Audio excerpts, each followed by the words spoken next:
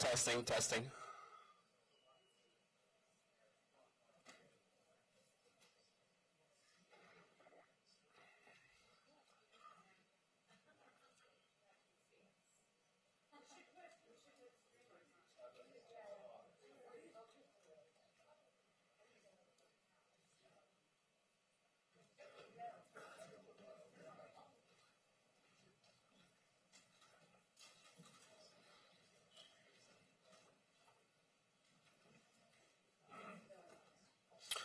All right, I want to welcome everyone to the Charles Robb Auditorium. This would only take about 5 minutes. So badges must be worn and visible at all times. Do not remove the lanyard as it denotes your escort requirements. If you plan to go outside the building, please turn your badges into the reception desk. Restrooms are located straight across the auditorium. In case of any emergencies, gather your personal items, walk to the closest emergency exit and exit the building.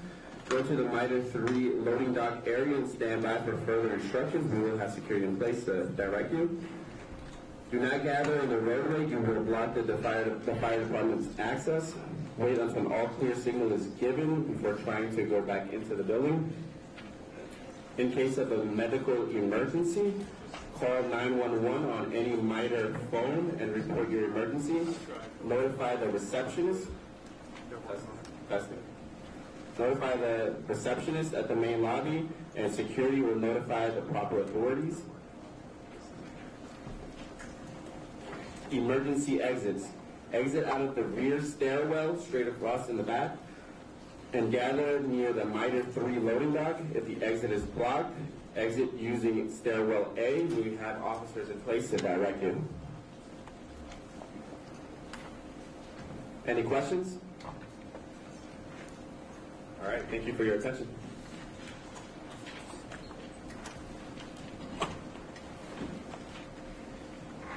Good morning and welcome. Can you hear me okay? No. I'm Carrie Buckley, MITRE's Vice President for Integrated Transportation and the Director of the FAA's federally funded Research and Development Center, the Center for Advanced Aviation Systems Development. We have been supporting the FAA for over 60 years as the trusted and objective mission partner. As Administrator Nolan stated and noted in his call to action, we are truly experiencing the safest period in aviation history. But we're all here today because we recognize that we can never take safety for granted.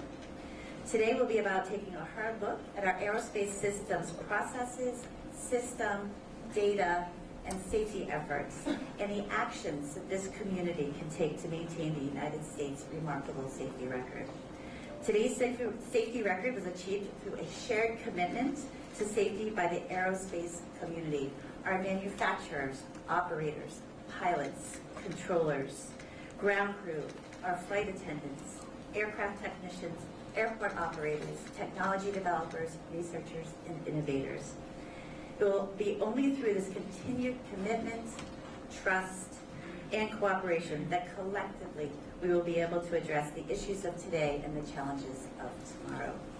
As a proud member of this aerospace community, MITRE is fully committed to do our part for the FAA and for all of you in the development, integration, and operation of a safe, secure, efficient, and innovative aerospace system.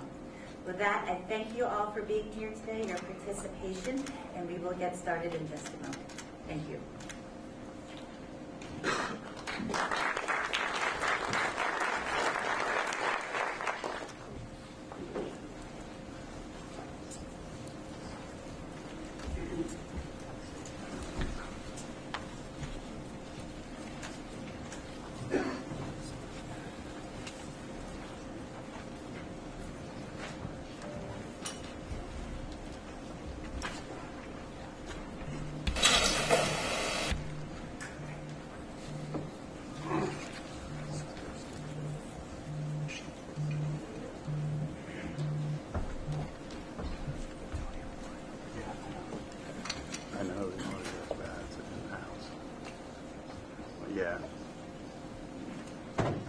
Yeah. Yeah,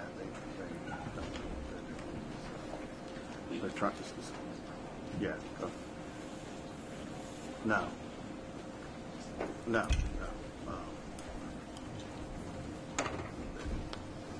Right now, it's third. Yeah, that's what it is. I mean, it's been distorted, so I thought they would put anyone out there. So, yeah.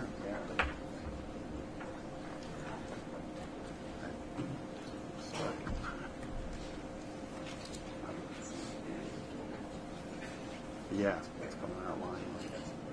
So, I'll take a look, but right, yeah.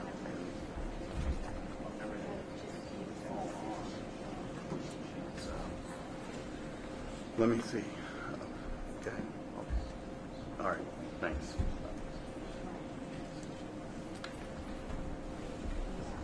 Did your room audio just cut? Did you lose audio?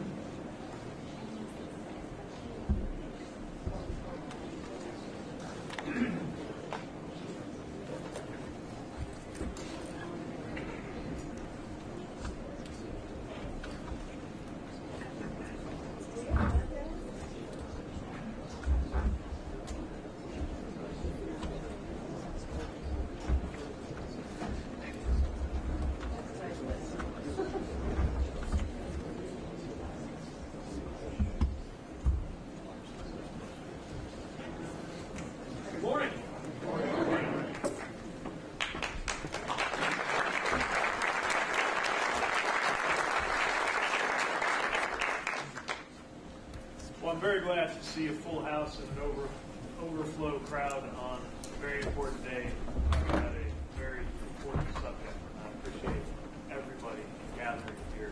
I want to start by acknowledging and thanking our FAA Acting Administrator, Billy Nolan, for your tremendous work.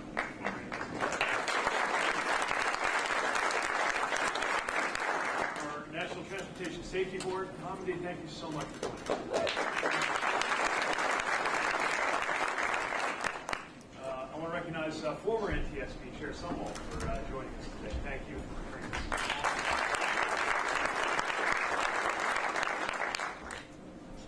All right.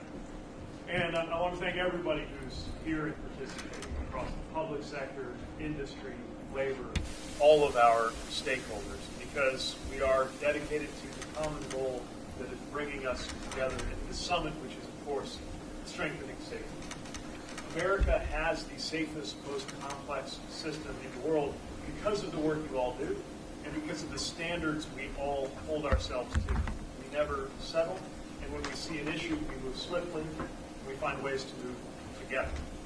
That's why we've asked everybody to come here today. And while the data are clear that U.S. aviation remains an exceptionally safe mode of travel, whether you compare it to other modes, whether you compare it to other places, or whether you compare it to other times in our own history, we take nothing for granted. And we are particularly concerned because we have seen an uptick in serious close calls that we must address together. Initial information suggests that more mistakes than usual are happening across the system, on runways, at gates when planes are pushing back, in control towers, and on flight decks. So today is about the entire system, which means it's about all of us. This is a key priority for the FAA, for the entire department, and for the Biden-Harris administration. I know it is for everybody who is gathered here. And that's why we're not going to rest easy with past success. We're going to consistently look for ways to enhance safety, including efforts that we already have underway, like rolling out the ASDEX taxiway arrival prediction features, modernizing airport infrastructure, moving forward with airport safety management system rules, and more. I don't need to tell anyone here why all of this matters so much. The compelling advocacy of families like those who lost loved ones in 2009 on Continental Flight 3407, in 2018 on Lion Air Flight 610, in 2019 on Ethiopian Airlines Flight 302 must remind us of what is at stake and continue to guide our critical safety mission. As we look at the recent incidents of the last year or so, and as NTSB and FAA continue to investigate, we can't wait for the next catastrophic event to seek the warning signs of today, fully determine the contributing factors, and swiftly address them. We're staying vigilant because we know that as long as technology and people and society continue to change, which is to say, in perpetuity, we need our safety systems and our safety culture to evolve and adapt to those changes.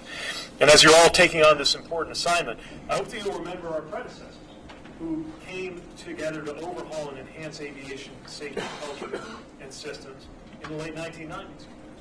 By the very nature of safety, we will never know the names of all the people who are going about their lives today because of accidents and crashes that did not happen, thanks to aviation leaders who knew that the safety record of their day was not good enough. And of course, those who did that work before today were working from a very different starting point. But if we do our work in our time, we are going to reflect that same spirit of collaboration in service of a shared goal, which has been the foundation of this sector's safety record for decades. So today and in the weeks to come, we ask you to help us address a number of questions. What is showing in the data and what is missing in the data? What are the root causes of the incidents that we've seen?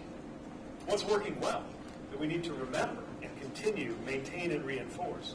And at the same time, what are the new steps that need to be taken? What roles and responsibilities do we each have in making these changes? As our aviation system evolves, are our current systems adequate for the most important part of the aviation system, which is our people, and what needs to be adapted or enhanced? And beyond aviation, can we learn from other high-stakes industries whose workforces have also gone through dramatic changes during the pandemic? Today's summit is going to be the first in a series of coordinated events and actions, all part of the call to action that we put out last month. That includes an aviation safety info share meeting at the end of the month and a CAST meeting on April 6th, all of which will inform the work of our new safety review team. Aviation has to be about safety first and moving people and goods within that safety first framework. That's how we keep U.S. aviation's place as the safest, most complex system in the world. And it's how we maintain this extraordinary fact, which is that a mode of transportation that consists of propelling millions of passengers, dozens or hundreds at a time, through the skies in a metal tube at nearly the speed of sound, several miles above the earth, is also somehow the safest mode of transportation that we know. That is what we marvel at, but also what we dare not take for granted. And that is our mission. I have no doubt that we will succeed in meeting that mission with your help. So I want to thank you for the active service that is convening here and everything we're going to do to follow up on it. And I look forward to engaging with you today, in the weeks and months. Thank you very much, and let's get to work.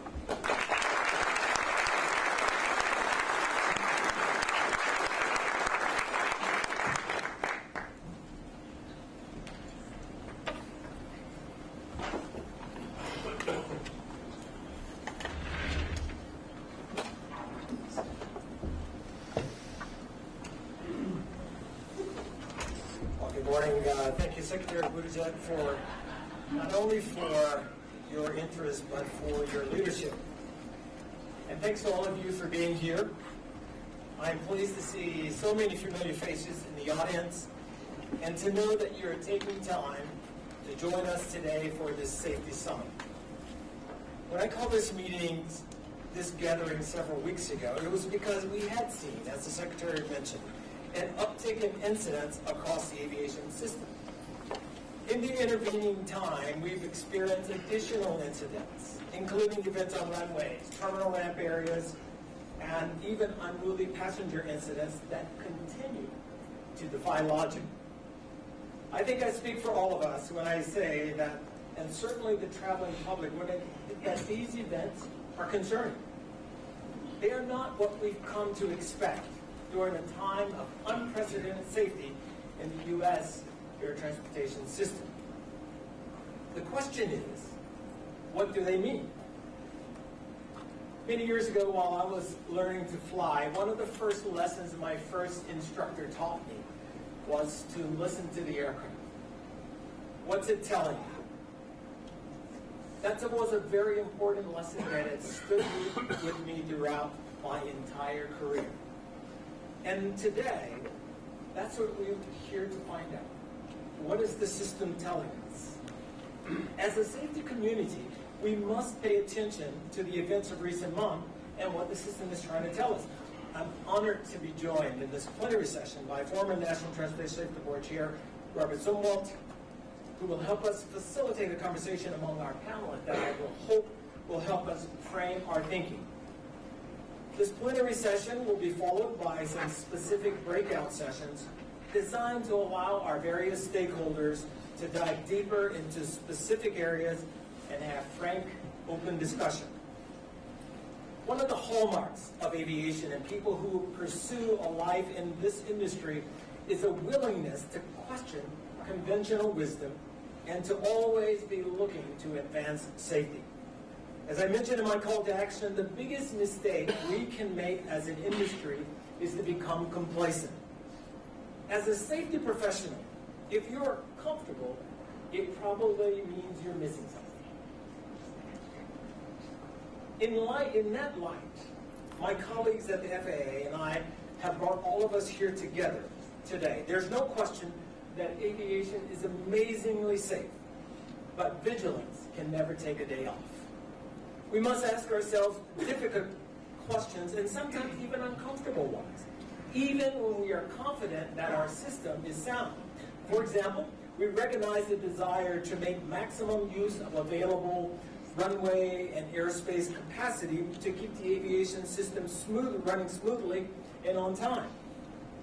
In light of these recent close calls and the attention being focused on even the most routine of go-arounds, are we emphasizing efficiency over safety? How much of what we see can be attributed to the sudden resurgence in demand following the pandemic? Since 1997,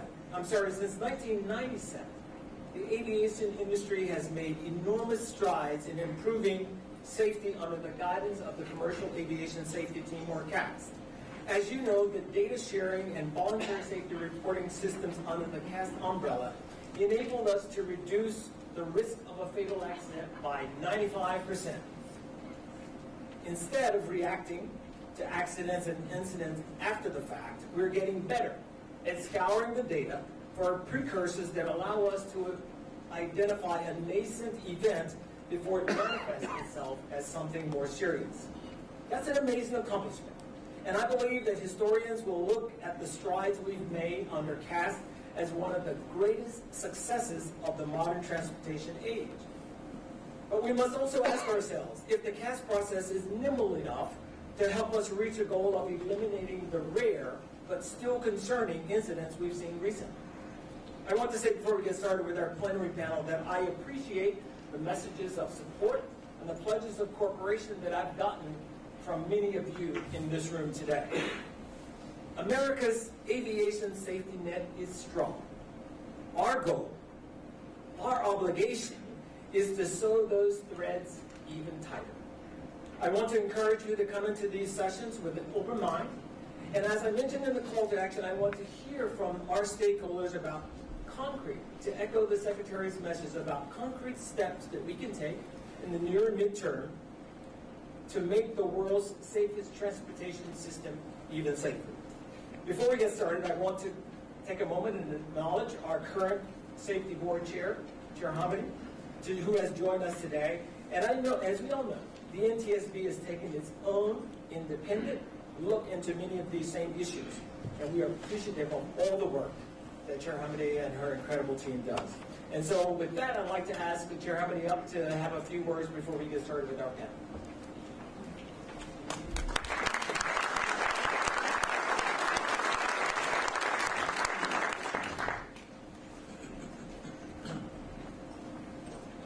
Took me a while. So I had foot surgery. Have you seen Brad here? So Brad and I have matching knee rollers. They're up in front of the stage. If you'll notice, mine is my right foot, his is his left. So we did tussle over a recommendation issued by the NTSB. We'll talk about it later. No, thank you so much for having me. I really appreciate it. I could call you Acting Administrator Nolan, but I think Billy Jennifer is probably most appropriate, and I really appreciate all your dedication to safety, and the Secretaries, of course, and Brad, yours, and blame Robert, he trained me, I don't know what to tell you. So, with that, I do think the U.S. has a lot to be proud of. And I'm going to adjust this because I think it's probably a little bit hard to hear.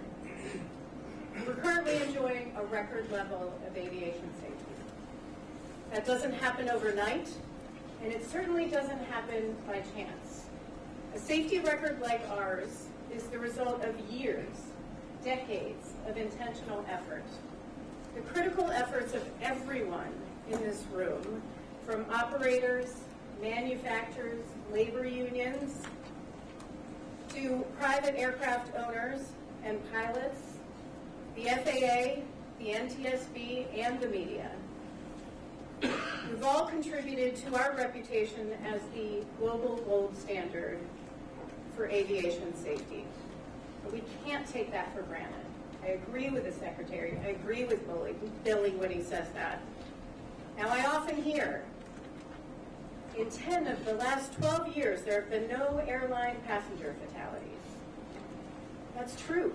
But the absence of a fatality or an accident doesn't mean the presence of safety. Let me state that again. The absence of a fatality or an accident doesn't mean the presence of safety. There's always more we can do to improve safety, and we can't forget that. And we can't forget those who did die. Because people did die in some of those 12 years. Not just in Part 121, also in Part 135, Part 91.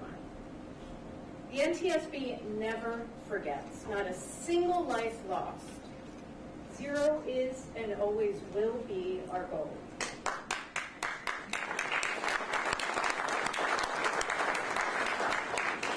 And I know it's perhaps many of yours as well. In calling for this safety summit, I'll call it a call to action, Billy said, now is the time to stare into the data and ask hard questions. I couldn't agree more. There have been far too many close calls and near collisions recently, any of which could have had devastating consequences with precious lives lost. The NTSB is currently investigating 6 runway incursions since January, including one at Austin where the aircraft came within 100 feet of each other, endangering the lives of 131 people on board 2 aircraft.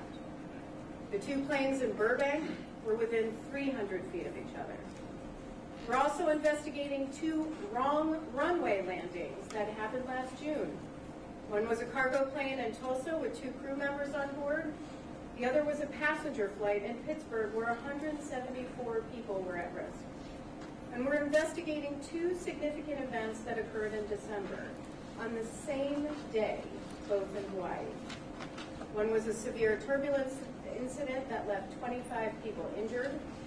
In the other, the aircraft came within several hundred feet of hitting the Pacific Ocean.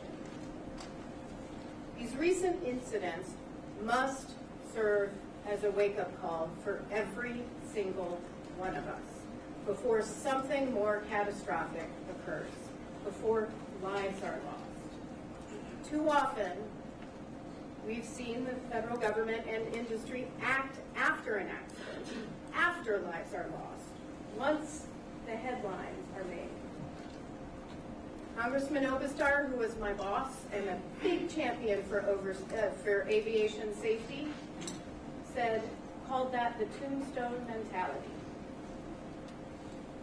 Our entire mission at the NTSB is to prevent that next accident. In fact, that's why we look at incidents, which is especially important in this pivotal moment, and it is a pivotal moment. This is a real challenging time for the industry.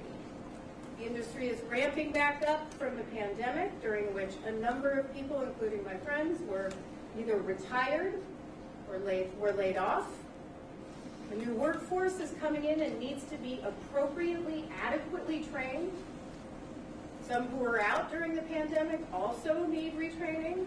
And our airspace, already the most complex in the world, is about to get even more congested.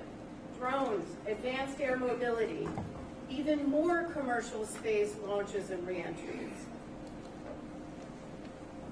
There's a question I'm often asked when I give speeches. What keeps me up at night?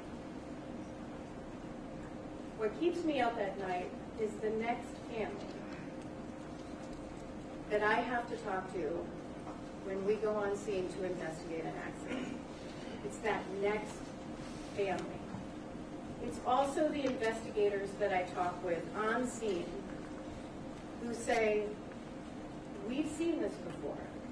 We've issued recommendations on this. They haven't been acted upon. Those recommendations could have prevented this. It's heartbreaking. And it's especially heartbreaking for our investigators when they see that. Now, the NTSB has issued 7 recommendations on runway collisions that have not been acted upon.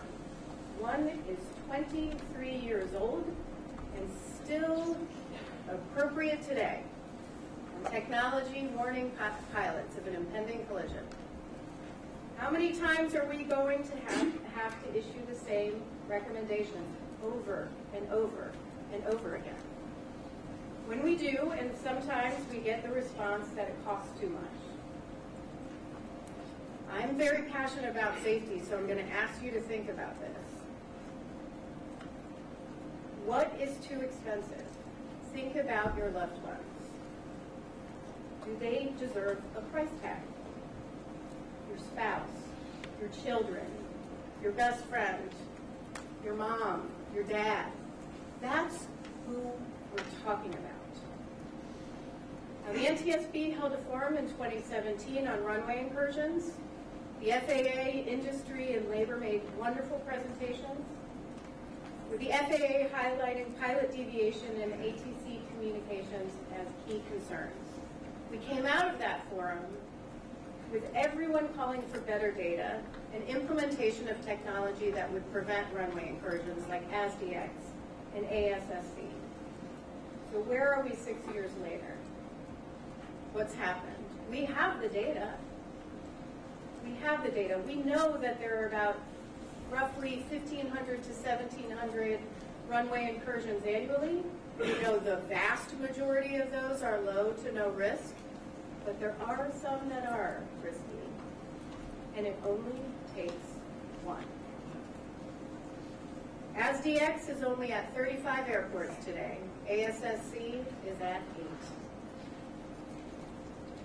Speaking of runway incursions, the 6 from this year that I mentioned earlier all have one thing in common. The cockpit voice recorders were all overwritten. Right now, you know that the CVRs only need to record 2 hours of audio before they're overwritten. We've recommended 25 hours. 25-hour CVRs don't just help all of us learn from accidents and incidents, it helps operators improve safety. The fact is, Europe has mandated 25-hour CVRs on new aircraft for over a year. We should do the same. We've also recommended that we retrofit certain in-service aircraft with 25-hour CVRs. I don't understand why it's so controversial. Both are NTSB recommendations stemming back from a 2018 almost tragedy. So we're still waiting for action. Let's talk about turbulence. It's the most common accident involving Part 121 air carriers. It's especially dangerous for flight attendants, where turbulence accounts for 3 out of every 4 flight attendant injuries. We issued a report in 2021 to prevent turbulence-related injuries.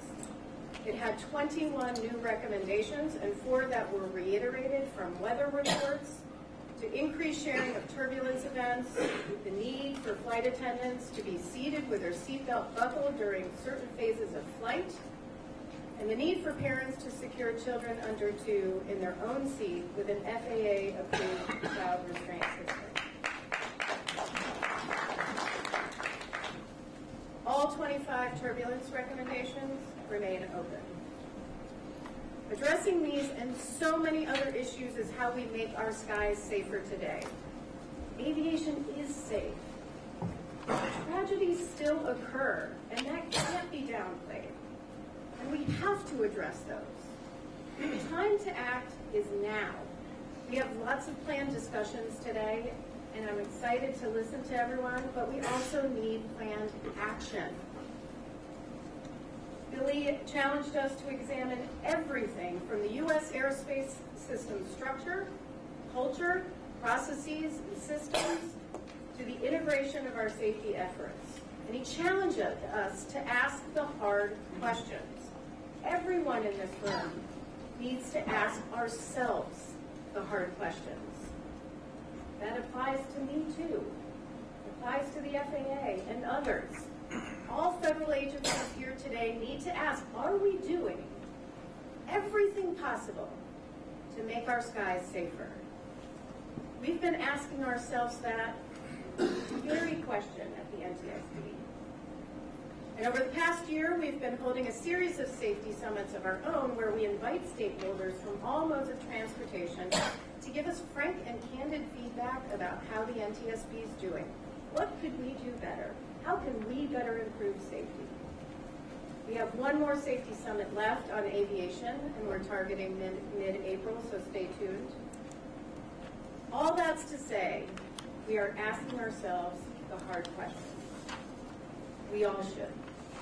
Because our gold standard of aviation safety depends on it. Passengers depend on it. Your flight crews depend on it. Air traffic controllers depend on it. Dispatchers, mechanics, ground crew, flight attendants, and so many more. And so do their families. Thank you.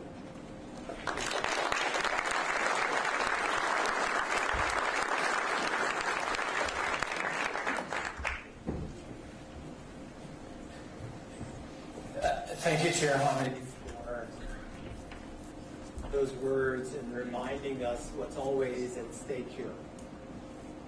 I want to say to the audience and to the flying public that our system is indeed incredibly safe. If we were to pull down this graphic there and that was just a whiteboard, part of what you would see, if I were to throw 5 dots up there, you would certainly notice that. In the time we've been sitting here today, we have flown just over 3.2 million flights this year today. On any given day, we have 45,000 flights with 1.7 to 2.4 million people, nearly 1 billion enplanements per year. Our system is incredibly safe. But that is not by accident part of the time. It is because we are willing to stare into everything that we see and say, is there something that we missed? And you look around this room and the set of stakeholders here, it is because we're all willing to continually ask ourselves the questions. So I really appreciate the chair's points there, and we're really looking forward to an engaged conversation. Before we get started, I want to just introduce our panel today for everyone, and before we invite them to the stage. First, we have Captain Jason Ambrosi. He's the president of the Airline Pilots Association, which represents more than 67,000 airline pilots in the United States and Canada. He's a qualified and current pilot flying the Boeing 767 International at Delta Airlines. Jason began his flying career as a regional pilot at Atlantic Southeast Airlines, hired by Delta in 2000, just 18 months prior to 9/11. And he was among the many pilots who were furloughed after the attack. Captain Ambrosi is also an active general aviation pilot and a certified flight instructor for single and multi-engine aircraft, instrument and rotorcraft, and helicopters. Man, after my own heart, I fly the 767 for helicopters for airplanes. So, welcome, Jason. Nick Callio is someone very familiar to the aviation world. Since he joined what was then the Air Transport Association in 2011, Nick has made indelible changes, not only on the organization he now leads, but on the industry he now represents. Prior to coming to the aviation industry, Nick had already led a distinguished career. I won't go through all of it, we'd be here all day. But among other things, he led the worldwide government affairs for Citigroup as part of their senior leadership team. Nick also served as the White House liaison to Congress under 2 presidents, George H.W. Bush and George W. Bush. Nick is a native of Cleveland, Ohio, and has received many honors and recognition. Thanks, Nick, for being here today. Tom Copley is the president and CEO of American Association of Airport Executives. Founded in 1928, AAAE is the world's largest professional organization representing the individuals who work at commercial and general aviation airports. AAAE's 9,000 members represent more than 850 airports and hundreds of companies and organizations that support the airport industry. Todd is only the 3rd CEO in organization history. If I do the math, that's about 30 years each. That's a lot of time. He joined AAA in 1991 prior to becoming CEO, was responsible for overseeing the association's interactions with Congress and the executive branch. Welcome, Todd, today. Rick Sanchez is serving his first 3-year term as the 7th president of the National Air Traffic Controllers Association, or NACA. He was elected by acclamation and took office on September 1st, 2021. As an air traffic controller from Washington Air Route Traffic Control Center, Rich previously served as NACA's National Executive Board as the Eastern Regional Vice President from 2018 to 2021. He began his career as a controller in New York in 1997 before transferring to Washington in 2001. Rich has spent most of his career serving NACA and its members, including 4 terms as Washington Center Facility Representative prior to being appointed as the alternate Eastern Regional EMEA Vice President. So, Rich, welcome. Became the president and CEO of the National Business Aviation Association in Washington, D.C. on September 2004, September 7th. Prior to joining the BAA, Ed was president and CEO of the General Aviation Manufacturers Association, or GAMA, for 8 years. In 2001, Ed was appointed by President Bush to serve as the member of the Commission on the Future of the U.S. Airspace System. He's also a former chairman of the FAA's Management Advisory Council. Ed is currently a member of the Board of Directors of the National Aeronautics Association and serves on the Aviation Advisory Board for the MITA Corporation. Welcome, Dan. Director Black serves as President and CEO of the Regional Airline Association and has led the organization since February of 2015. In her role, she leads an industry trade organization representing 18 North American regional airlines and 80 associate members. With more than 2 decades of experience in policy, strategic leadership, business development, and management, Faye has served the RAA since 1998. She was formerly Senior Vice President of Government Affairs. Faye is a member of the Transportation Research Board's Standing Committee on Commercial Airlines and was appointed by the U.S. Department of Transportation Working Group on Small Community Air Service in 2017. Thank you, Faye, for being here this morning. Which brings me to my co-moderator for this panel, former NTSB Chairman Robert Sumwalt. Robert is currently Executive Director of the Center for Aviation and Airspace Safety at Embry-Riddle University in Daytona Beach. He previously served 15 years as board member, vice chair, and chairman of the National Transportation Safety Board. While at the board, Robert was a fierce advocate for improving safety in all modes of transportation. He was a pilot for 32 years, including 24 years with Piedmont Airline and U.S. Airways. He accumulated in excess of 14,000 hours. Following his airline career, Robert managed the Corporation Aviation Department for a Fortune 500 energy company. He chaired the Airline Pilots Association Human Factors and Training Group and co-founded the association's Critical Incidents Response Program. He also spent 8 years as a consultant to NASA's Aviation Safety Reporting System, or ASRS for those who know it, and has written extensively on aviation safety matters. Robert, thank you for joining us today, and with that, I'm going to ask you to say a few words, and if our panelists can join us on the stage here, we will get things going.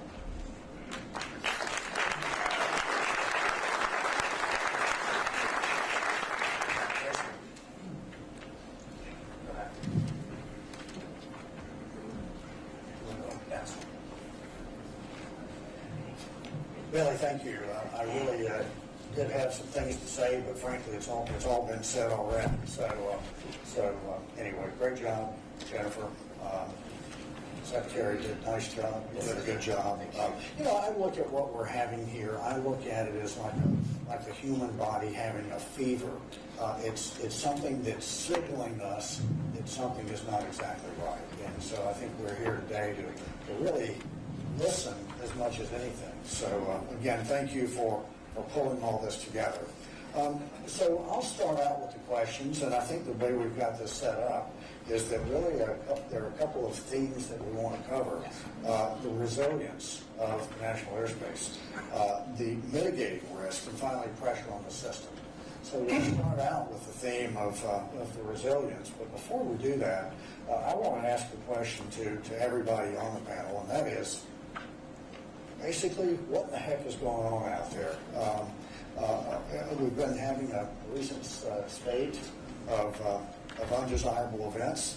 What are these events trying to tell us? So why don't we just go around, and we'll start with Nick, the airline's perspective. And we'll just go around, and then we'll hear from Rhonda has ordered these in a certain way. So I'll go along and with Rhonda's preferred order. But where's Rhonda?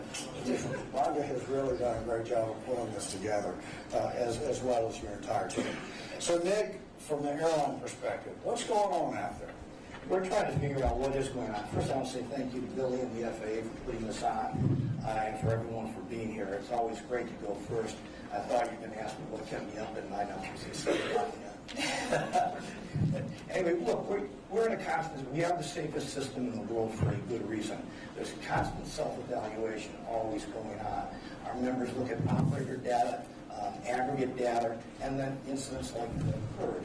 I don't want to speculate a lot on what's happening there because they're all under investigation, and we're all trying to determine what is going on. Is this a trend? Is this a pattern? And if so, what is it that we could find out to use as predictive tools to stop it? So that's partially why we're here today. I think the breakout sessions will probably get into that in a little more detail. Great, thanks. Faye, from the RAA perspective. I want to echo what Nick said, and I also, I'm incredibly admiring of the fact that we're all here today. The last time we had a safety call to action was after a series of accidents. And today, I give you all the credit because we're here after a series of incidents. And I think that shows us how far we've come on our journey. You know, we all talk about this as safety is not a destination. It's a continuous journey. And we've made a lot of progress, but it also serves as a warning call that we can't allow ourselves to become complacent. I think a large part of the reason that our system is so safe today is that we don't guess. We wait for the data, and we all are waiting for the data, but we don't need the data to tell us that the system, as you said, Robert, the signals are blinking caution for us, and we do well to heed that. And so as we wait for those facts and the data to come out, I think we don't need to wait to redouble our standards of professionalism and professional standards across the industry and work together in partnership to see how we can continue to advance further. Thanks. So we've heard from the major carriers, we've heard from the regional carriers. I'd like to turn now to the airports. Tom? Thank you. I'd echo Nick's comments on thanking everybody for being here. Thank you, Mr. Administrator, for pulling this together. I see in the audience former Administrator Huerta, also very committed to safety over the course of his tenure in leadership. Thank you, Michael. You know, the system is safe, and we need to pay very careful attention always to hit that 99.99999 level of safety. One of the challenging things that I think we'll talk about a little later is this ramp up in the workforce, where we have lots of new entrant workers into the system, lots of folks who exited for a period of time and have come back, and all of those folks need training, either as first-time people in the system or folks who need that muscle memory to kick back in after a period of being away from the system. So we're very focused, airports are very focused on training, on workforce issues, and I hope we'll have a chance to talk about it. Fantastic. Thank you. Jason was a pilot for many years and did Alpha Safety work for 17 years. I'd love to hear your perspective. Well, first, thank you for that. And thank you, Billy, for putting this together. It's needed. We are at the safest time in history right now. A lot of good work came out of the 2010 bill after the Flight 3407, and we continue to march forward. But we can't be complacent. We have to continue to look at what's going on. The signals, as we see, data shows that safety is there. We're doing a good job. As we see, these incidents are out there. So we need to take a hard look, and I'm glad to be part of that. You know, pilots are at the pointy end of the tube. So we're there every day, and we see what's going on. So we're happy to engage in this. We hope this is not just a short-term thing, that we continue to do this, because in the post-COVID environment, there's just so much training. There's so many new people, as Todd said, that we all need to be stakeholders in this to work together, and I look forward to getting a more deep dive this afternoon in the breakout sessions. Thank you so much. Rich, from the air traffic controller's perspective. Yeah, first of all, thank you, Mr. Administrator, for setting this up, an invitation. Anytime we get leaders together to discuss safety, it's productive. And we are safe, but there are pressure points, and they're good pressure points. The industry has recovered faster than we thought, but we need to acknowledge that. We have staffing and funding delays, I think, system-wide, and being here to discuss those, it's the appropriate response from Howard. Thanks. Ed, NBAA's perspective. This is aviation. Yeah, well, once again, thanks to everyone. Billy often says that safety is our North Star, and having an opportunity to come together and focus on the North Star is a very worthy endeavor. I'm going to take just a second, Robert. We have a lot of people up here from the commercial aviation industry. Everybody knows that. They know military aviation. I'm blessed to be part of the general aviation community, which is effectively everything else. And it's a primary training ground for pilots and technicians. It's a primary area for new technology to be introduced. It's critical for our emergency response and access to airports and airspace. The industry that I represent, the association I represent, was founded 76 years ago. And it was founded with the understanding that for general aviation to grow and all of aviation to grow, we had to be safe and we had to be perceived to be safe. Today, we're trying to address both of those and enhance that state of the art. And I think, as Billy suggested in his opening remarks, complacency is our enemy, and vigilance is our responsibility.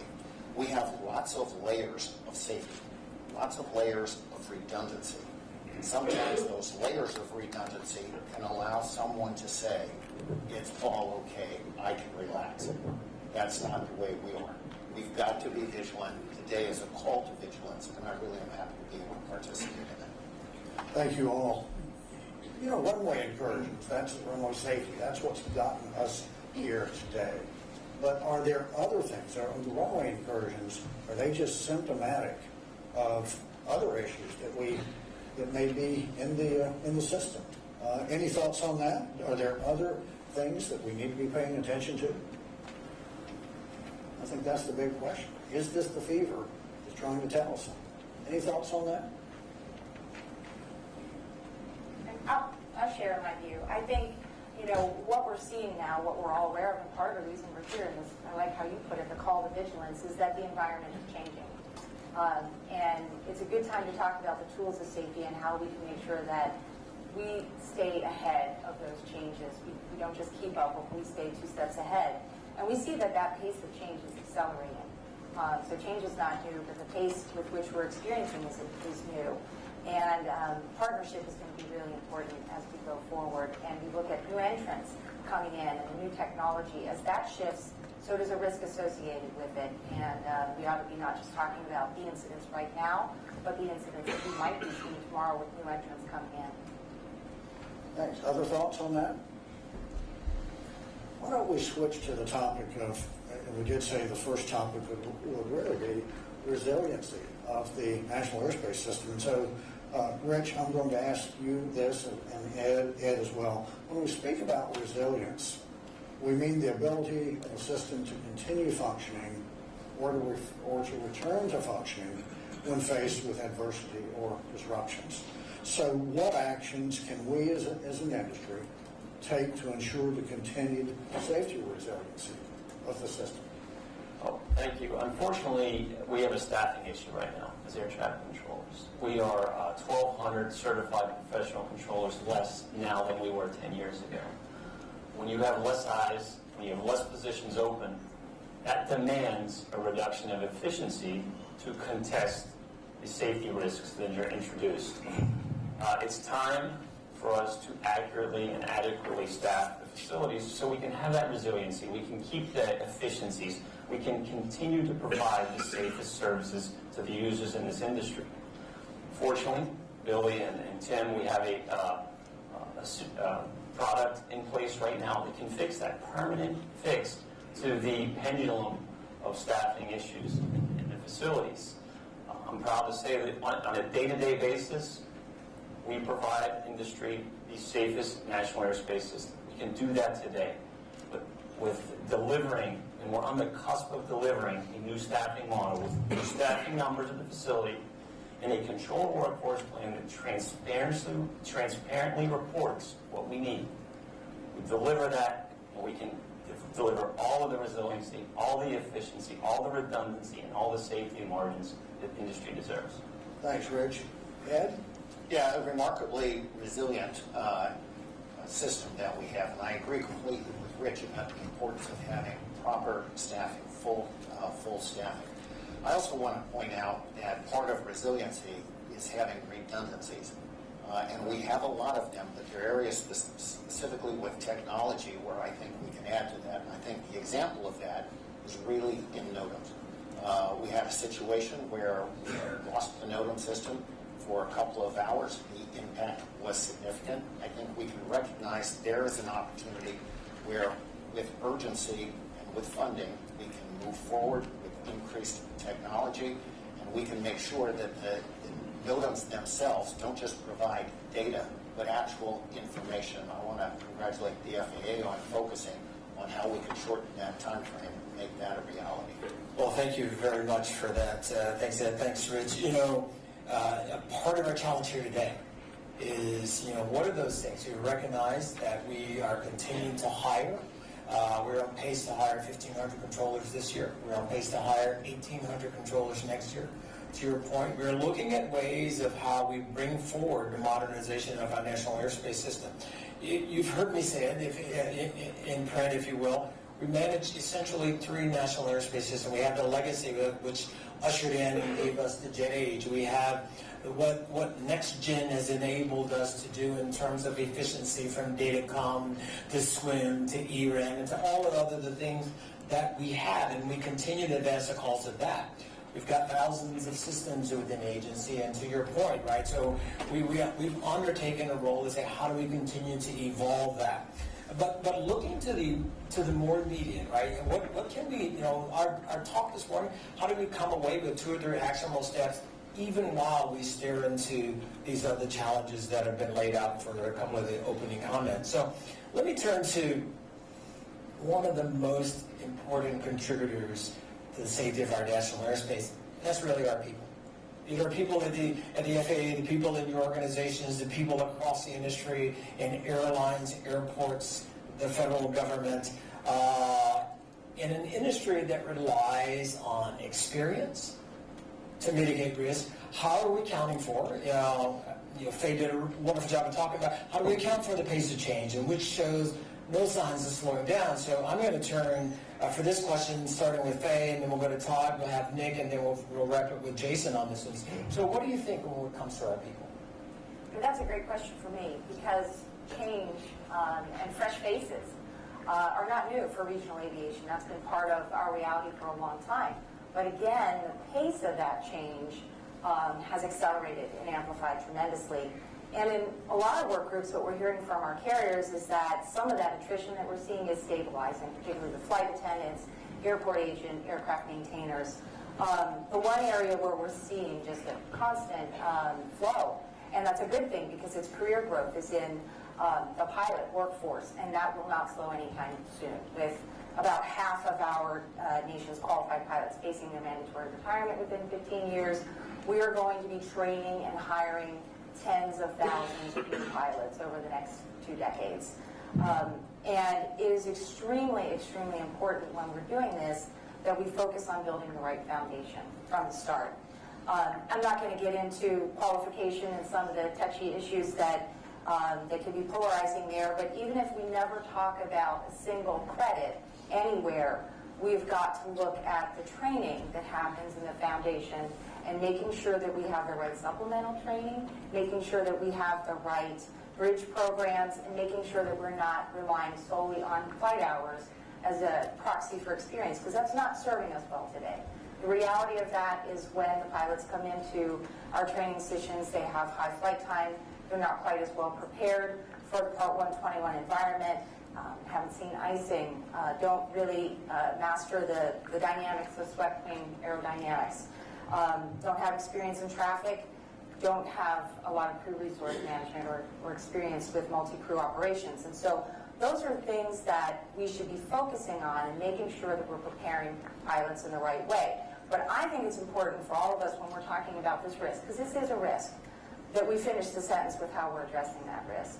And so here's what we're doing today, which I think may be helpful as we move forward as this pace of change continues.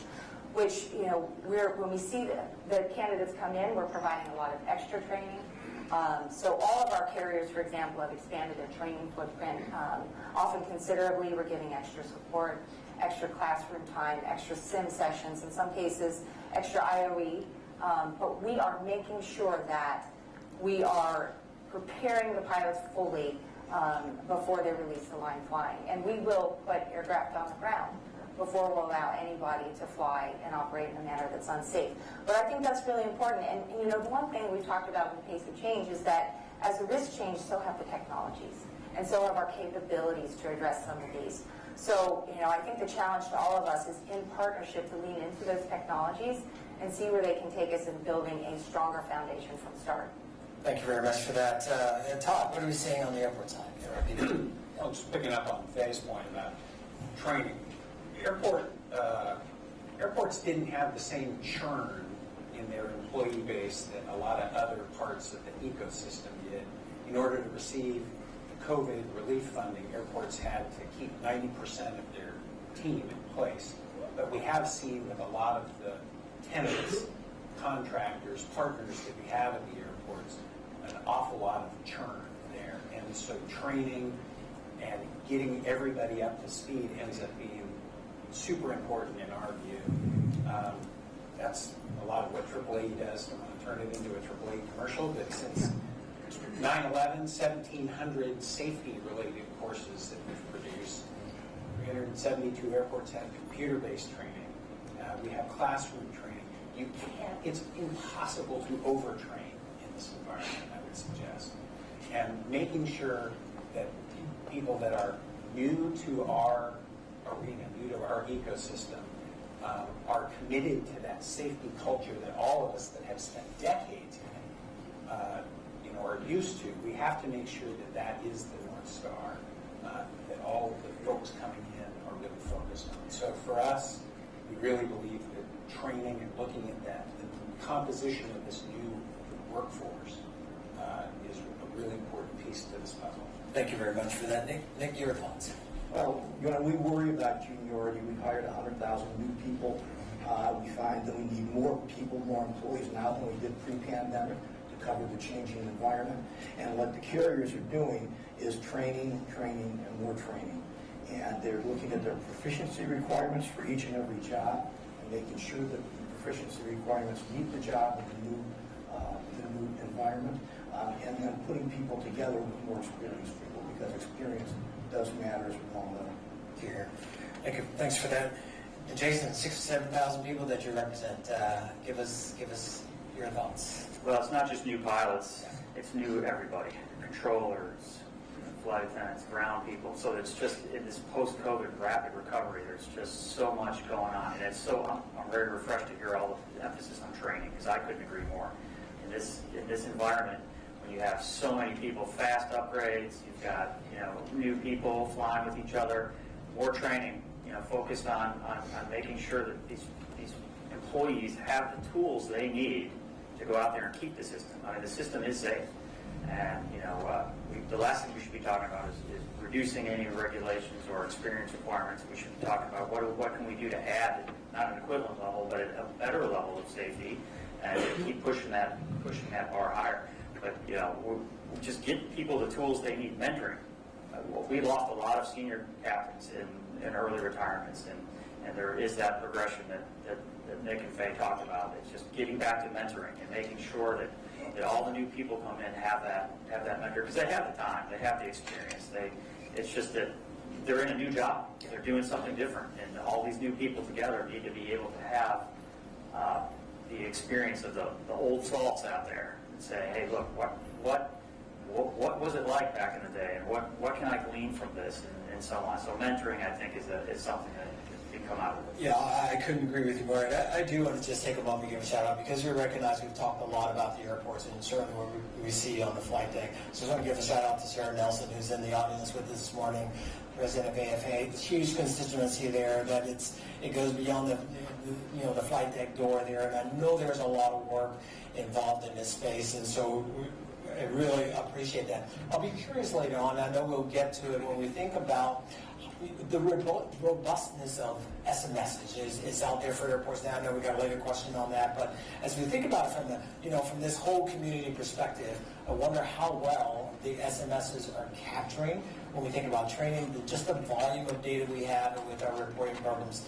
and if anything new that's telling us. So we talked a little bit about the resilience, and we think about that system, how well is it working. Certainly, key to that is our people.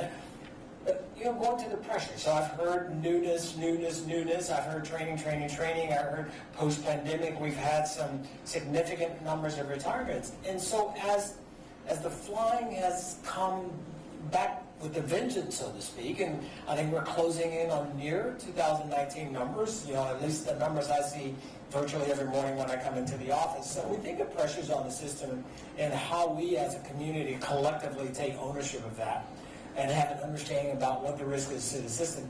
My question, I'm going to go to Nick and then stick on this side with Nick and Jason, is people are flying again. We're back to those numbers, and maybe that comes with its own set of challenges. Are we putting too much demand on the system? And if so, what pressures are we putting on the system that we think might be reducing our safety margins. So, Nick, back to you. I don't think we're putting too much demand on the system. Right now, we are getting back to 2019 numbers, but we are flying 10% fewer flights a day than we did, and that's because we've had to adjust our schedules to meet the demand and make sure that we're not putting too much demand on the system. I think that's important. We're going to continue to do that going forward in collaboration with you, which we have to do, we do on a daily basis. I would like to make one more point, though, which kind of goes back to the resiliency. 17 organizations, including A4A and everybody on this stage, sent a letter to Congress last week saying that we needed to adequately fund the FAA. There needs to be funding for staffing. There needs to be funding for technology. And right now, we're not meeting that demand, and that's what we're going to have to do to modernize the airspace and meet all these new demands that are coming on, whether it be new entrants or old entrants. There's a lot that can be done. But, your budget can't be used almost solely for operations and Band-Aids. You've got to have more money, and Congress has to make that investment. Yeah. Thank you for that. I will say, on the Hill a couple of times, and Nick, you've been on the Hill many times. I took to heart that there is a level, there is an energy there about how we support and how we ensure that we continue the journey of modernization, that we, the agency, have the tools we need, and collectively we can all meet the demand. I know the industry continues to invest billions and billions of dollars. We're doing our side, and having that consistent, stable funding is important to us. Jason. So in the recovery, no one forecasted the recovery being quite so fast. So yeah, the airlines, in my opinion, brought flying back too fast. But so we saw a lot of cancellations. My carrier was part of it. Other carriers have been part of that. There was bringing it back. There's such a training backlog. Airlines displace pilots, and it takes a long time to train a pilot for a reason. Every time we switch seat, it's a lengthy process, or aircraft. It creates a delay. And not knowing when the recovery is going to happen, airlines displace pilots, and now it's going back the other direction. There are more pilots than ever, especially at the largest airlines, but we're not operating that amount of flights because of all that training backlog. So that puts a stress on the system. But I also add that distractions are putting a stress on the system. So we're dealing with all the new people. We're dealing with getting people back in the seats where they need to be, but then distractions, like 5G, right? So pilots are dealing with, am I going to be able to shoot this approach at this airport? We're dealing with stuff like that, the NOTAM issue. Dealing with, any number of other things that are not having enough technology. We talk about technology. Spoke about getting these things in place at airports. Some airports have, the protection systems to back us up. Pilots love technology. Nothing replaces two well-trained pilots in the cockpit at all times, at a minimum. But we need that technology to help us make sure that you don't blunder across the runway. There's a lot of distractions out there in our business. Sometimes it's something as simple as an airline changes a procedure and does it via memo. So you're trying to incorporate that at the same time you're doing whatever else you need to be doing in the course of the day. So it just, with everything going on at one time and this massive recovery, it's just, that's part of the breakouts. I think we'll be focusing on how can we try to minimize some of these distractions and get back to focusing on the task at hand. Well, I really appreciate that, and I think there's a very salient point. Having spent time myself at 3 different airlines, both here and international, and distraction sometimes is key. How do we manage our way through that? And we've talked, this incredible period of change. But the constant, I think we can admit, has always been strong professionals. That that checklist, that procedural mentality that we know. The old adage for pilots is, where am I going, and how do I get there, and what might be in between me and there. So there are lots of things. So I really, really appreciate the point. So I'll go back to you. Yeah, thanks so much. Rich, I'd like to ask you this, and Todd, you as well. How can investment in airport and air traffic infrastructure play a role in increasing the industry safety record? Yeah, well, I think Nick and Jason just hit it right on the head. We need tools, we need technology, we need funding. There's a synergistic approach to getting that technology in the hands of professionals that can utilize to increase safety margins, efficiencies, and help industry. We haven't had that, quite honestly. We're fix on fail right now. You see it in the NOTAMs, you see it in the CID issues, you see it in some of our radar systems, and that's not a way to run with resiliency and redundancy and safety margins and efficiencies. we can get there. Obviously, some of our lower level facilities are being adjusted better for us right now, but the ergonomics and the studies and the technology increases, they need to be increased and escalated so that we can get the best tolls for the NASA. Yeah. Now, we heard Jennifer mentioned as the X, 35 airports. What are your thoughts on that? There are 35 airports, but I believe there's no parts to replace broken. So there are 35 airports, but we have airports right now that don't have a service as the X because we cannot fix them. The fix on fail doesn't even work there because they're not supported anymore. We need new systems, new funding, new technologies. Thank you. Yes. So, Todd? Well, I agree with what Rich said and what Nick said earlier about the need for funding. As it relates to airports and on the ground, there's FAA has basically 4 kind of buckets of money for airport projects: safety, security, capacity, and noise projects. Safety, having always been and will be the #1 priority for the FAA in terms of funding projects.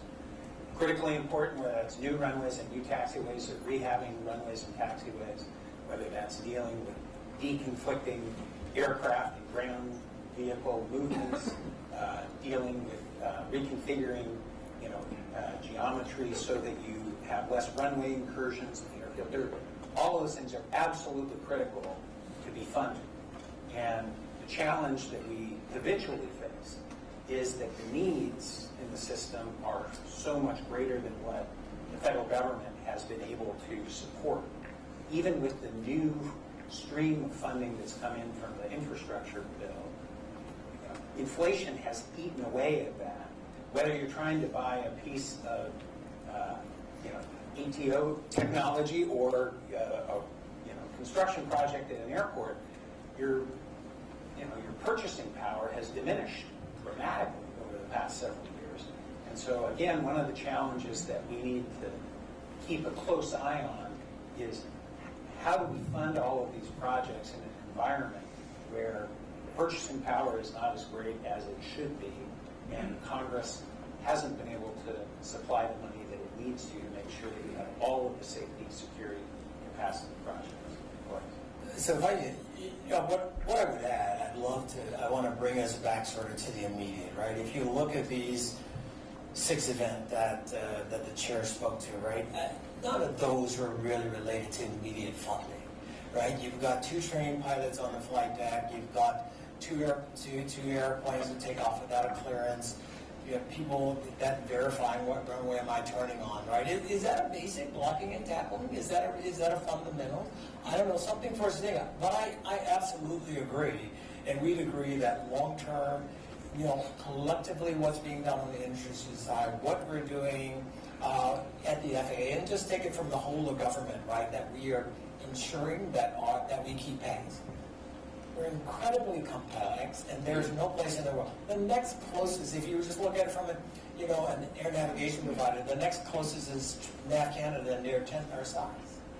10th our size. So, this isn't about beating the drum that we are doing bad. This safe period of time, since 2009, for commercial passengers, we have flown in the U.S. the equivalent of the world population in that time. So we'll just take a moment to think that.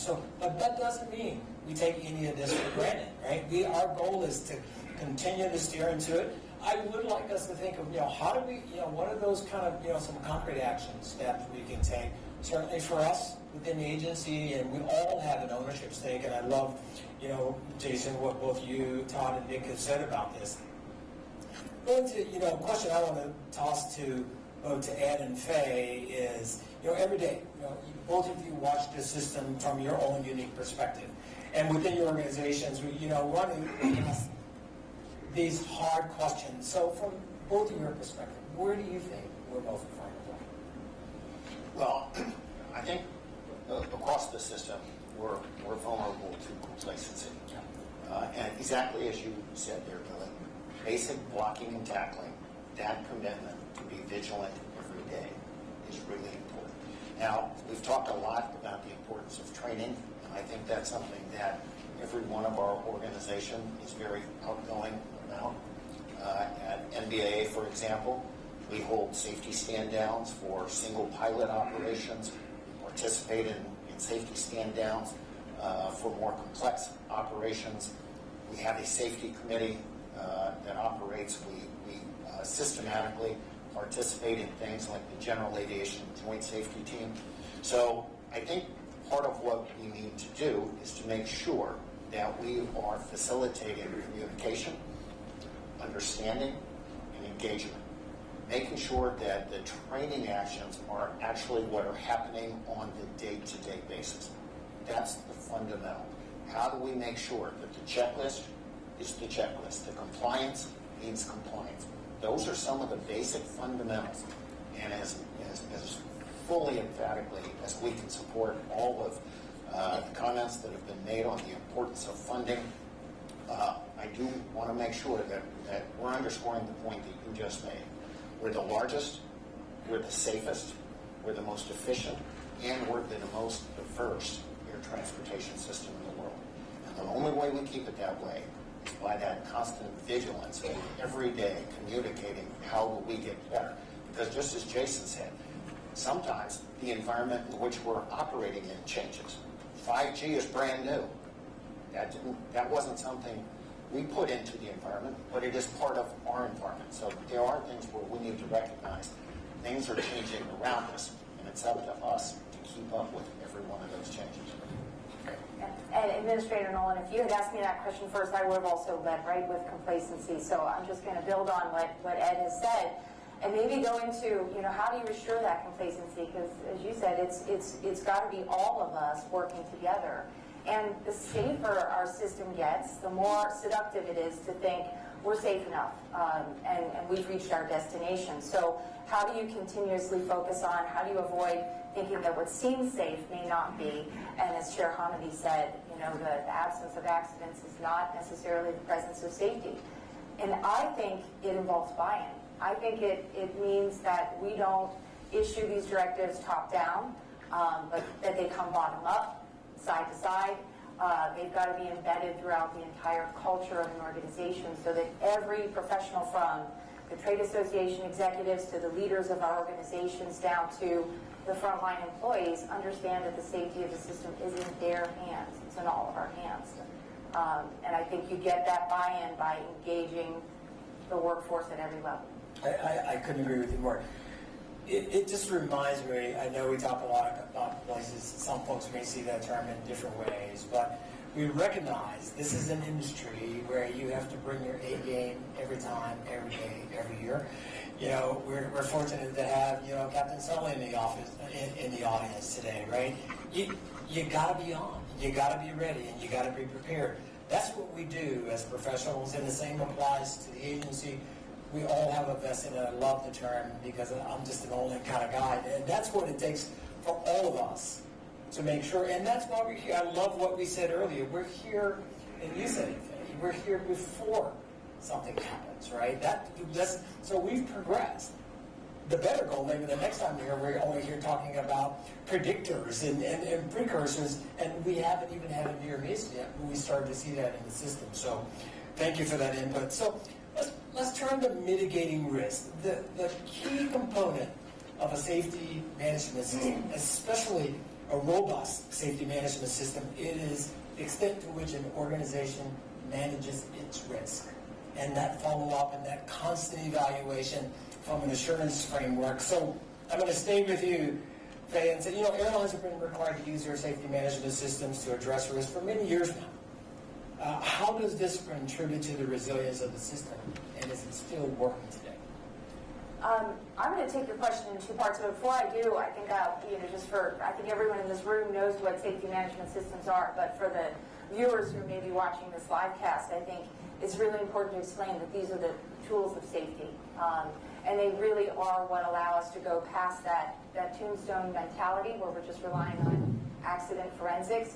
And we're going to the data, both individual and aggregate, and seeing what the data, information, errors, trends tell us, and then collaborating together so that we mitigate that risk. And SMS really goes to the heart of identifying and mitigating risk in the system. I opened up today talking about the last safety call to action, and during that call to action, Administrator Babbitt challenged the industry to embrace and adopt SMS, and to do so voluntarily before regulation. So we have been required to use them for some years, but even before that, airlines were embracing these technologies. Regional airlines leaned in early and eagerly on that, and boy, I have to tell you that has paid off. That has paid off in spades. There is no single program that does more to advance our safety today than SMS, and it is absolutely crucial that we nurture them. And I think that gets to the second part of your question, is are they still working? SMS is a system, right? But it's a system that's made up of human beings. And it's only going to work as long as the human beings in the system feel safe. They feel the data is safe. They feel that the culture, that there's a just culture, and that they are safe there to share those incidents and errors that could make them personally vulnerable, because they're doing so that we can learn from them before a little mistake becomes a big catastrophic incident. I know that carriers from time to time need to refresh the SMS programs. We shouldn't just have them on the top shelf. We need to constantly take them out and refresh them, to have retraining at all levels, from the executives down to, again, the frontline employees, and ensure that it's well understood and embraced, again, emphasizing that system safety is in all of our hands. I think going forward, it's going to be key, and I applaud the FAA for advancing SMS to other industry groups. I know that you all will benefit from it the same way that we have, and even in the foundational, the pilot training institutions now too. So you're growing up with SMS, and that couldn't be any more important. So I absolutely believe SMS is working. I think we have more room to grow there, to constantly refresh and make sure that those tools stay sharp as they need to be. They are the tools of safety. Yeah, let me jump in there while we're talking about SMS.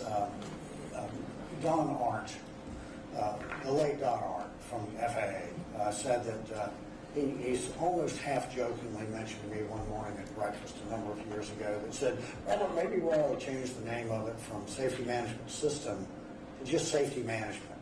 And his point is that when you talk about safety management system, everybody wants it. Oh, we've got to get SMS. Whereas safety management is an active thing. And I thought that Don made a good point with that.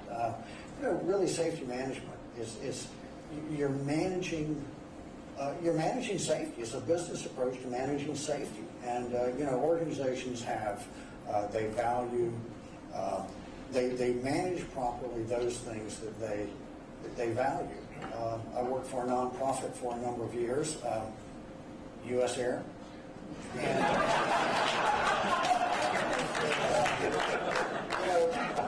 An intentional nonprofit, nonetheless.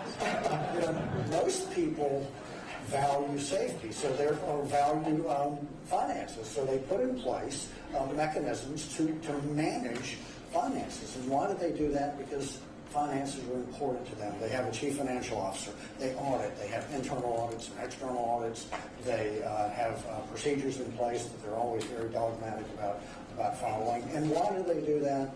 Well, because finances are important to them. So if safety is important to organizations, they should be actively managing safety in the same sense. A chief safety a chief safety officer, internal audits, external audits, procedures, policies, and guidelines that you are constantly following, assessing the things that can be damaging to the organization. So I'm a big proponent of SMS, and so just think of it as a business approach to managing safety. It's an active thing that we're doing. It's not something that we have. So I just wanted to jump in there. Well, thank you for that. Great points there. And so, Todd, for for airports, we just rolled out, of course, SMS for airports.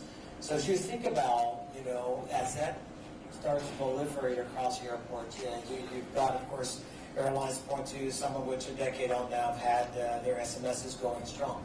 How do you see it playing out in airports, and what tools are you helping to help your members get up to speed? So you did, in fact, roll out a rule last month, but it's not a new issue for airports. There's a number of airports that have voluntarily put SMS in place. San Francisco, Seattle, Minneapolis, Atlanta, Sacramento. There are other airports. But now we're going to scale it across the system. And that's going to be very beneficial for all of the reasons that Faye gave such an articulate answer on. So I think it's very beneficial that we're going to have this expansion across many of the airports in the system. In terms of what are we doing to help on that, again, we've been teaching courses on airport SMS for a number of years, and then our sister organization, ACI-NA, and AAAE in the late Q3, early Q4 of this year will hold an SMS conference with, I hope, the active participation of the FAA to try and really help educate airports across the system about embracing this and effectively running with it. And I can't help myself. I just worry a little bit about your story. I'm not sure we want to go with aviation S&M. I don't think that one's going to work. So I think we need to stick with SMS. Okay, very good. Fair enough. Thank you for that. Thanks for that, Todd. And turning to you, I'm mindful, one of the things, our goal is to be able to cover the entire aviation ecosystem with SMSs, right? So now, of course, we're got the rule, we're working through the NPRM process. There's a proposed rulemaking for charter operators, for air tour operators, for manufacturers. How do you see this playing out in the business and general aviation space?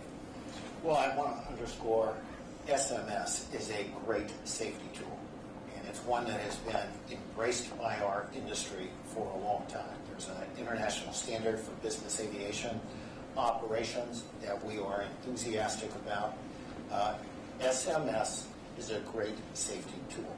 What is in every case, the tool needs to be sized to recognize the challenge. A saw is a great cutting tool, and a scalpel is a great cutting tool. They're not interchangeable.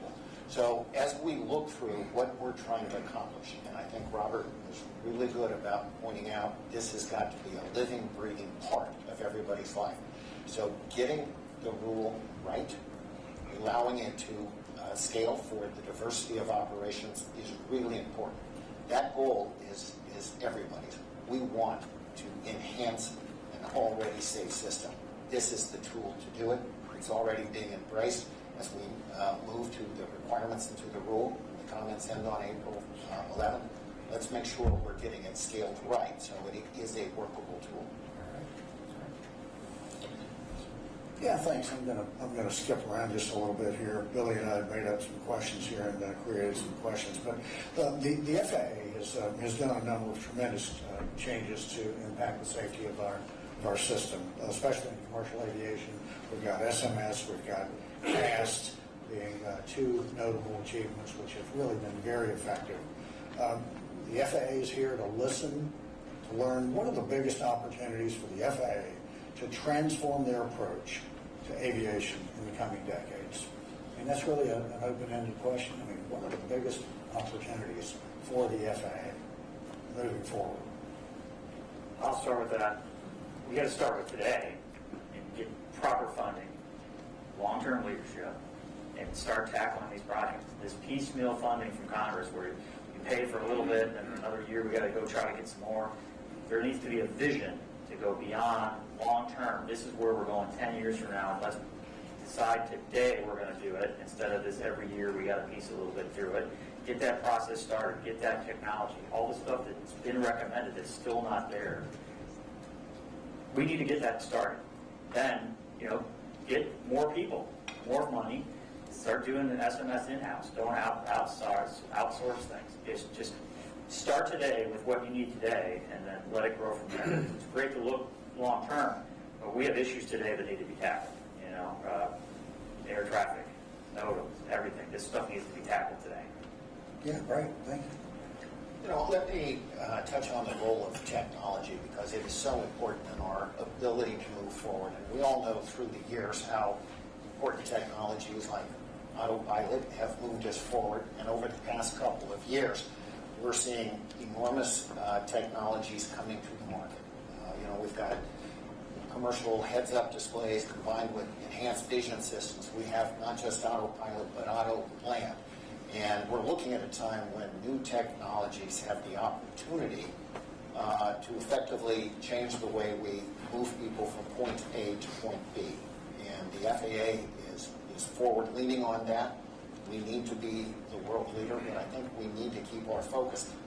We need to have the people play their part, but there are these technologies that need to come to the market. We've got to recognize the longer they're delayed, there is a safety impact on that. And I see one of the great general aviation leaders, Colonel Pete Bunce, is here. He'll be leading a panel this afternoon. But the number of breakthroughs that have the ability to enhance both efficiency and safety need to come to the market. Keeping that pathway vigilant and adapting to that technology, I think, is really important. Other thoughts on that? I'll add to that. I think we can tie both of those up, the funding and the staffing, but also the securing that the way we get new equipment is okay. It takes years and years and years, and the stop-and-go funding of our industry prevents us from getting it out in a timely manner when it's not obsolete before we get it in place. I'd add one other thought too, which is really just keep doing one of the things that you're doing so well today, which is engaging and communicating with all of us.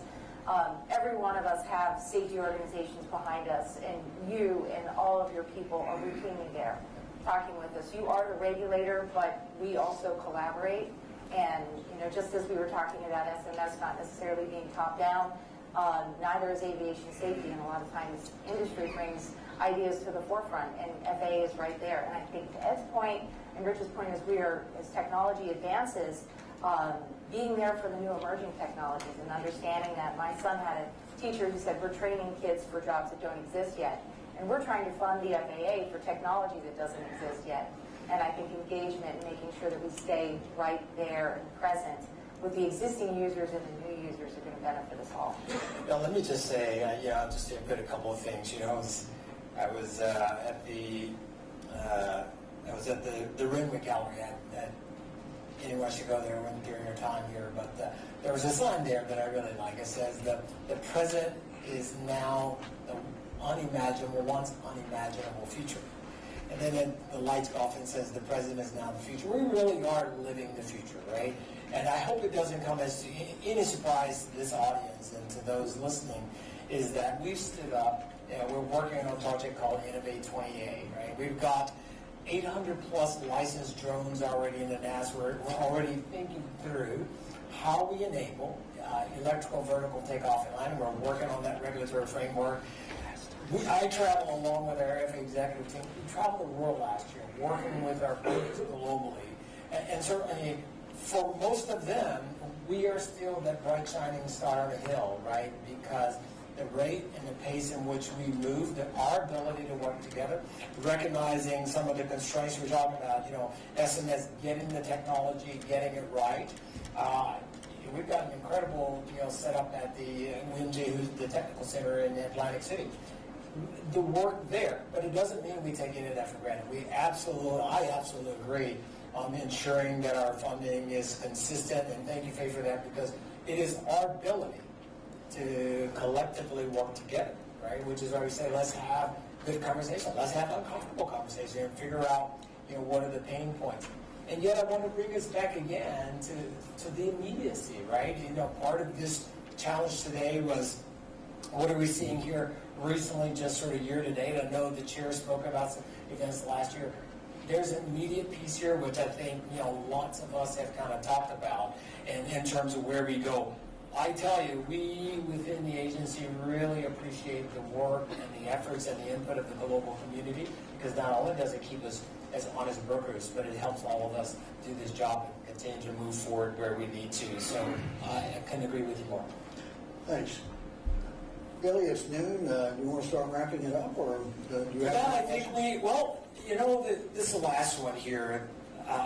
We've talked a lot, and if everyone sort of think about what we said today, I'd like to get sort of closing thoughts from each of our panelists. And when you think about what's important to your community of interest? I know you've already talked about some of them. You've talked about what are the things that we can collectively do to assist the FAA, not only in our ability to identify first. Our goal is to move to fully predictive. I mean fully. I'd love to get to a point where I say, you know what, this becomes an academic exercise, but today is not. It is not an academic exercise. 6 near misses. Right? I just want to press the point. 6 near misses. Any one. So we have taken these 6 near misses and treated it as if they had happened.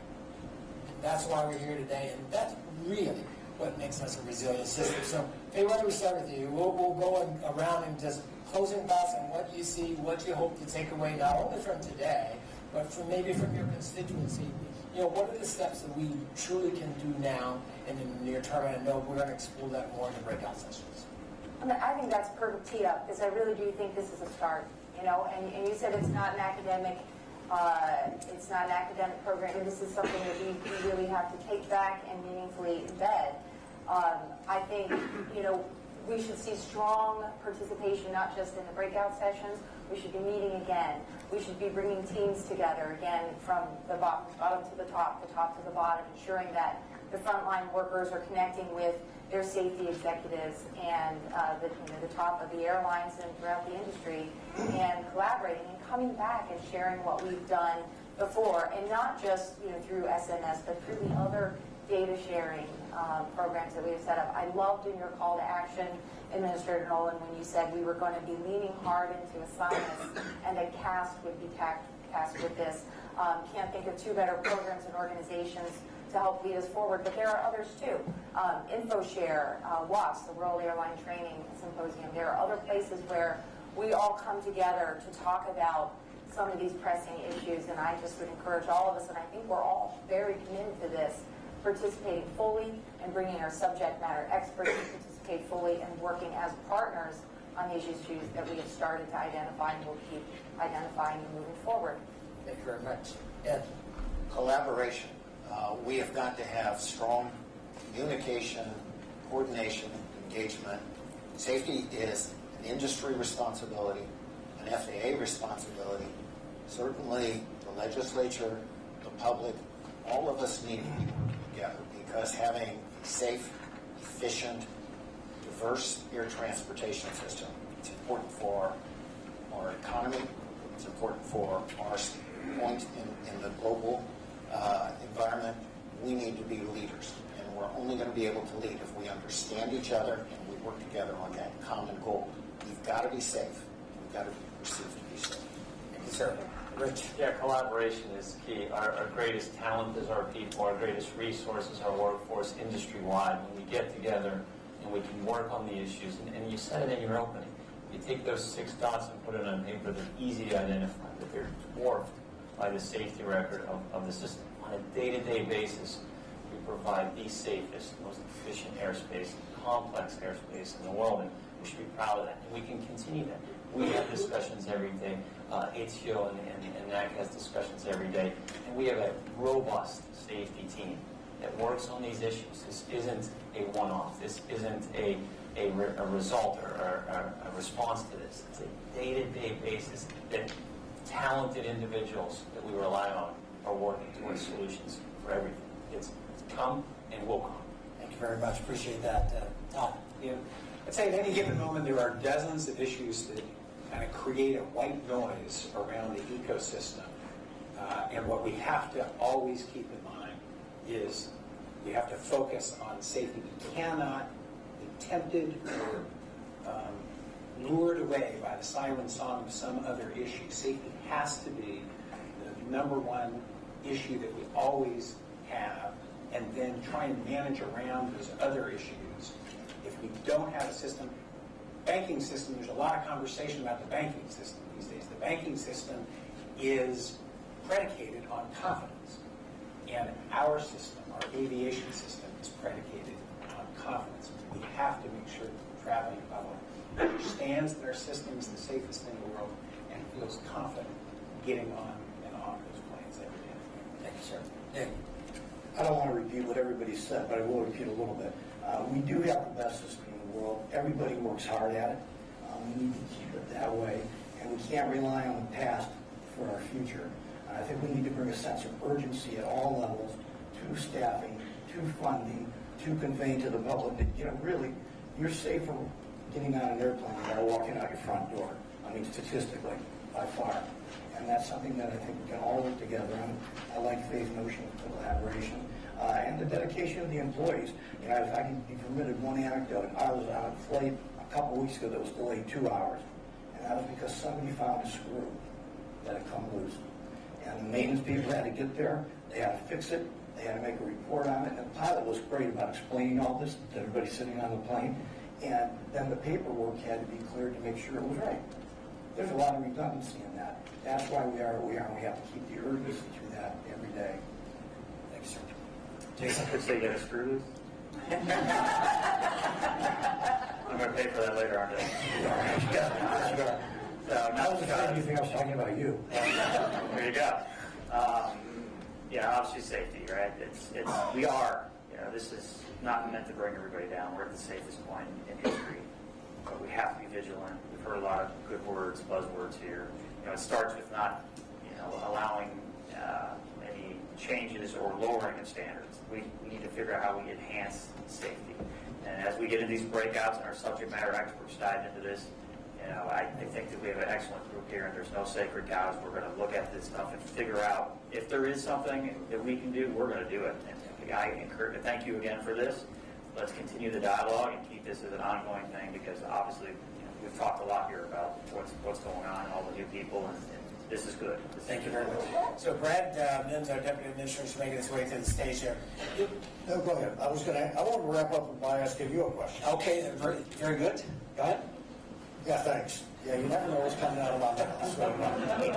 So, Billy, I appreciate that you said it's not an academic exercise, and I think people want to know how committed are you and the FAA, how committed are you for taking the information that we're gleaning today and trying to further improve our system? Well, let me just say on behalf of the 45,000 men and women, professionals who make up the FAA, we are as committed as any federal agency can.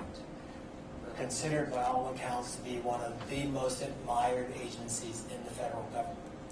And it's because we wake up every morning. I'm usually to the office about 6 o'clock every morning. And it's because we wake up every day and recognize that the work we do is the work of ensuring first the safety and then the efficiency of our national airspace system.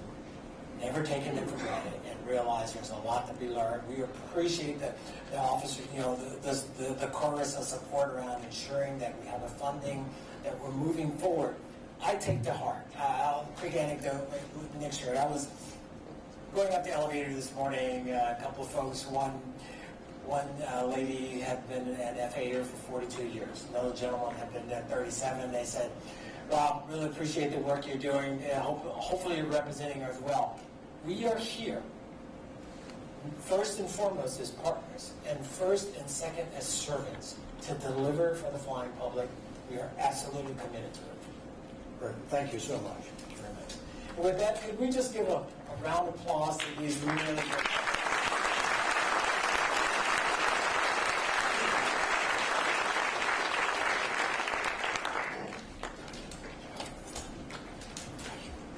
Before we move on, I just want to say, again, thank you, Billy, and thank you, Chairman. It doesn't sound like something. Okay. But I would have to say that I'm encouraged by the conversations we just heard. Thanks to our panelists, NTSB Chair Harmony, and of course Secretary Buttigieg, who was here earlier this morning for participating in the Safety Summit and for bringing us together, this whole group, this whole distinguished group here today. So I once saw a sign on the shop floor at a major airline that read, "Safety's no accident," and that really stuck with me, and I think it sums up what we are seeing here today. Now, I had the privilege, and I grew up with a lot of you here in this industry, I had the privilege of serving in the Clinton administration in the 90s when the commercial aviation safety teams were formed. When it was first conceived.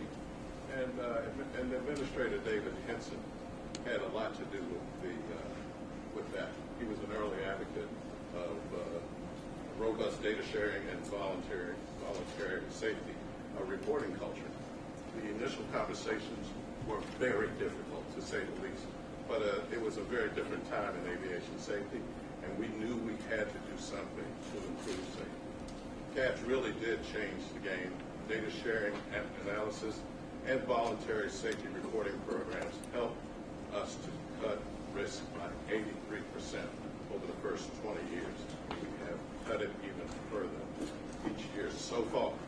There are no questions that today's safety record is a result of the difficult, intentional work that thousands of safety professionals, many of whom are in this room.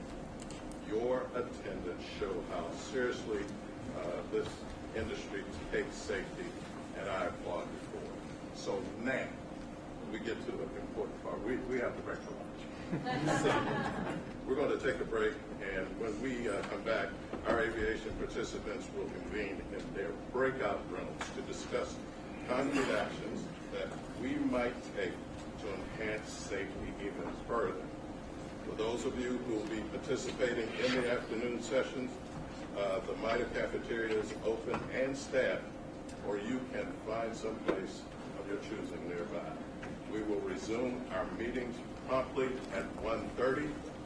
To the news media and others, we truly appreciate your attendance this morning, because we want the afternoon sessions to be as fruitful as possible. The breakout sessions will be available only to aviation industry participants. The FAA's Office of Communications will provide a readout at the end of today that summarizes the overall direction of the conversation, as well as any other updates that we might be able to provide. Billy indicated earlier that this is only the beginning of what we expect to be an ongoing conversation, and we look forward to keeping you and the American people informed. I just want to take one point of privilege here and thank all of those from the FAA and other organizations who helped put this program together this morning, and who will continue to do what we need to do to address the whole issue of aviation safety as we move forward. So thank you. Thank you for attending this morning.